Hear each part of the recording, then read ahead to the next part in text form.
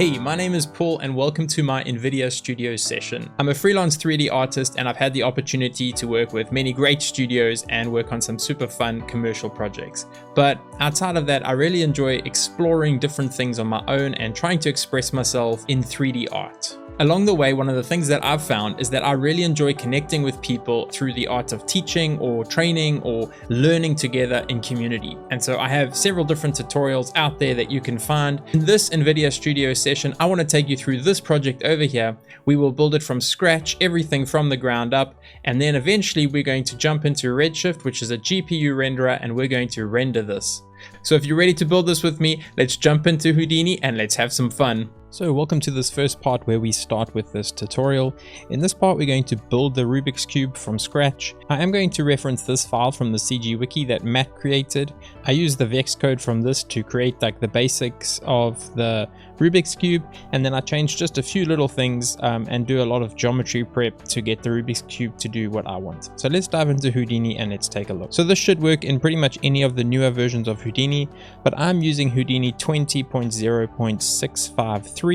This one it will work in. So let's get going. First, we're going to create a geometry container and we're going to call this Rubik's Cube. And I love to call my working containers working just so that I know, and I always label them yellow. You can hit C on your keyboard to bring up this little colorful widget. And inside here, we're going to start with a box. And the first thing we want to do with our box is we want to give it some colors on each edge. And so what we're going to use here is just an attribute wrangle. And if you're new to Houdini, this is just lets you write some Vex code that lets you kind of program your way out of some messes. So let's just say set color. So this is something that Matt does on the Rubik's Cube file. I'm going to just do it myself just quickly. So first we're going to set color to be based on N. We want this to be on primitives. So now we get kind of half of what we want, but the other half is black. And that's because we're setting it to the normal direction, which gives us this. But now we need the other half. And so what we'll do here is we'll just do a quick little bit of code. And I'm not going to explain everything because this gets a little bit intense. So what we're going to do now is just kind of set up the inverse of what we already have. So at the moment we already have red, green and blue, but now we need colors on the other side. So I'm going to take the normal direction and say that the opposite of the normal direction, let's give it some other colors. And I'm using this HSV, well, matters, and I'm copying him.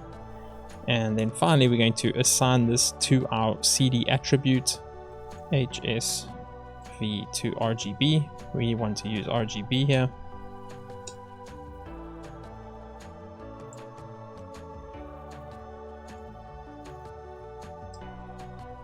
So now it looks like nothing's happened, but if we turn this around, you can see that we have other colors on all these faces, and that's what we want. So now we have kind of unique colors on each face, which is great. Something else that we want to set up with this is we want to have unique IDs on each of these sides.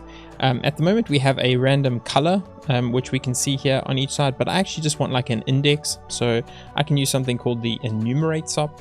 And I can set this to be on primitives and an index, and I'm going to set this to be a string.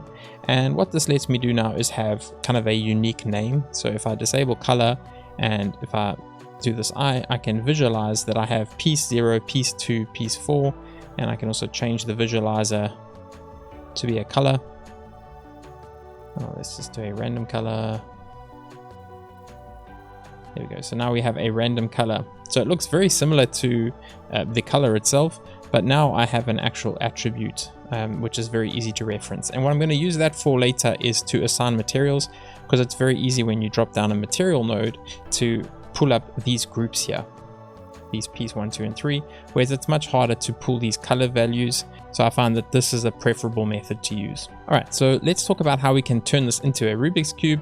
So I'm going to create another box on this side, and this is going to be my Rubik's. And I don't want to display this as a polygon mesh. Instead, I want to display this as points. And if I get rid of my base grid, you can see I have 4 points, and I want this to be 3 by 3 by 3, because that's what a Rubik's Cube is 3 and 3 and 3. And then I'm going to create another attribute wrangle. And here I just want to set a base orient. So we can just say p at orient, and then we use these curly brackets, and we can just say 0, 0, 0, 0, 1.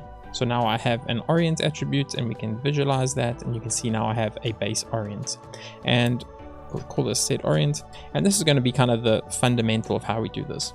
So we need to create a solver, and then let's dive inside the solver, and we're going to create an attribute wrangle.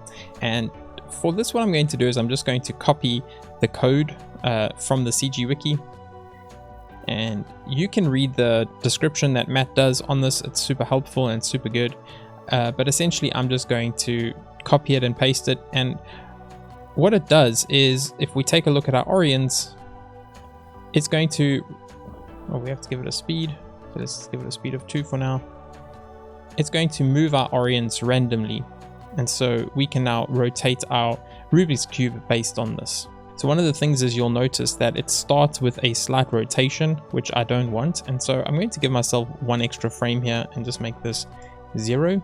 So on frame 0 I have nothing, because I need to set this to start frame to be 0, and on frame 0 I can set this to be 0. So now the speed is 0, and then on frame 1 I can just go 1 frame forward, and I'm going to set this to 1.5. So now when I jump out and I take a look at this, I hit play, I can hit this button here to see a real-time playback, and now I'm getting, it starts on 0.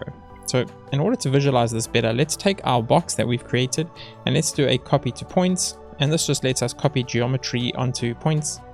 So now we have our box, and our box is way too big, so let's just scale this down a lot. Let's make this bigger. Okay, 0.99, and then we get just a tiny gap. So if we set this box to be 2 and then this one to be 0.99, this looks pretty good. So now when we hit play, it starts off fully closed, and then it slowly wraps itself around and it does this cool deal. Right, so that's the basic of getting the Rubik's Cube going, but we need to set up a few more things on our geometry in order to make the next steps work. So let's go about doing that. The first thing we want to do is we want to remesh each side. At the moment the polygons are, this is just a single polygon, and we need this to be remeshed. So let's go, after I enumerate, let's drop down a remesh, and we can set a value of 0.06, and this will just change the polygon size. But you'll notice that it's messing around with my edges here, and so what we can do is we can drop down a group node, and we want to set this to be edges, just to select all our edges, and then we can just say hard edge, and inside this remesh node we can actually select a hard edge group. So now you can see that without this, this is being remeshed into a triangle, but now with this it will respect these hard edges, so that looks a lot better for our remesh. The next thing we want to do is we want to UV unwrap this, and this will just let us very easily add some nice textures, some bump maps or displacement to make this look a lot nicer for rendering. Something else I want is I want these edges over here as a point group so that I can reference them later. And something that I love doing is using something like an ends on here, and this will just convert this, unroll with new points, this will convert this into lines. So now if I use a polywire, it creates actual geometry here, so I can turn down the size of this here to be something quite small, and then I can use a group node, and if I set this to be a point group, I can now use the bounding region to select these points. Now I'm selecting these points, and maybe this needs to be just a little bit smaller just to make sure that I only include the edges. And we can call this the edges point, so we know that it's a point group. And you'll notice that it's not selecting all the points. Let's just see why that is.